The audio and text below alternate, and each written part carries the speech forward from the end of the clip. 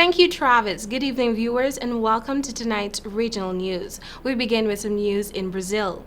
Brazil is struggling to handle the rising number of dead bodies due to the coronavirus pandemic. The country, which is the hardest hit country in Latin America, registered a daily record of 13,944 new cases on Thursday, bringing its total to 202,918 confirmed cases of the virus and 13,933 deaths since the outbreak began, according to Health Ministry data. Brazil's failure to provide enough hospital beds for the certain number of critical coronavirus patients is yielding increasingly grim results across the country, but particularly in Manaus, a city of 2 million people on the Amazon River, deep in the rainforest. More than 2,000 people have died in Manaus in April, more than 4 times the monthly average. Now the city is running out of coffins. Hundreds are dying at home either because they can't get treatment at the hospitals or because they fear they won't. Brazil's Sao Paulo state is building thousands of vertical funeral plots in order to meet the demand caused by the surge in the coronavirus victims. An estimated 13,000 vertical plots are being built in 3 cemeteries in Sao Paulo state, one of the areas in Brazil hardest hit by the COVID-19 outbreak. Meanwhile, Brazilian President Jair Bolsonaro has frequently swum against the tide of scientific opinion since the crisis broke out, first by playing down the threat of the virus and by focusing on the country's economic activities.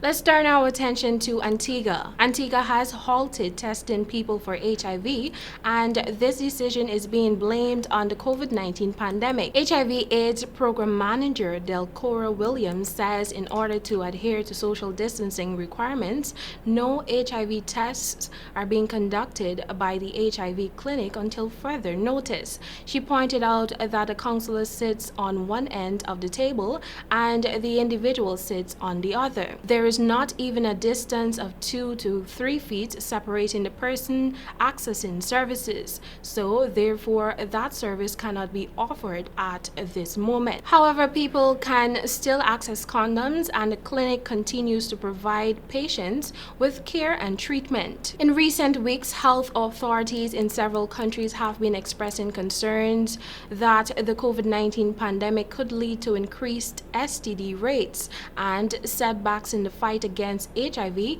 as public health resources are shifted to the coronavirus response. Access to STD and HIV testing and treatment services have been dwindling as local health departments shuffle staff to respond to COVID-19 and clinics reduce hours to close altogether and cancel outreach programs.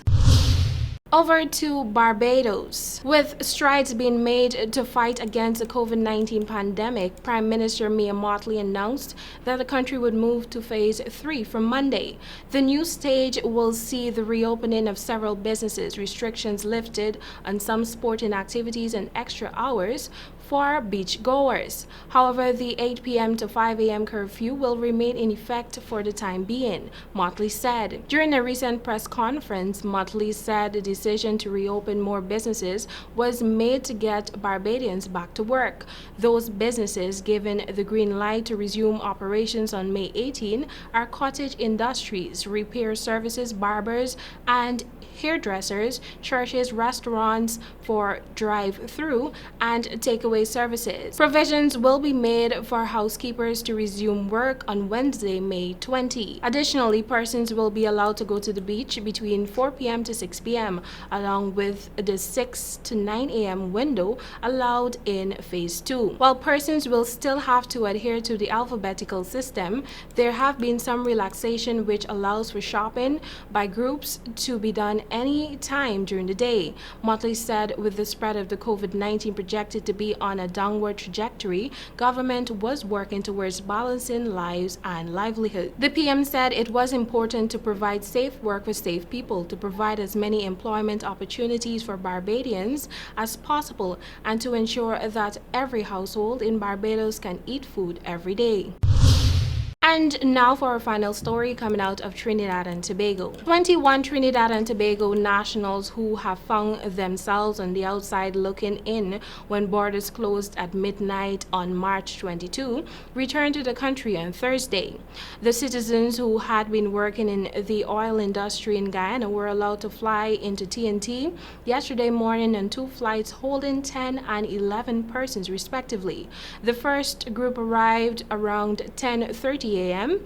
at the Piarco International Airport. They were processed and their luggage placed into the Ministry of National Security buses that had been waiting at the airport for the group to arrive. Within an hour's time, they left the airport and were transported via convoy to the National Rocket Center. The second set of passengers was also taken to the facility later in the day.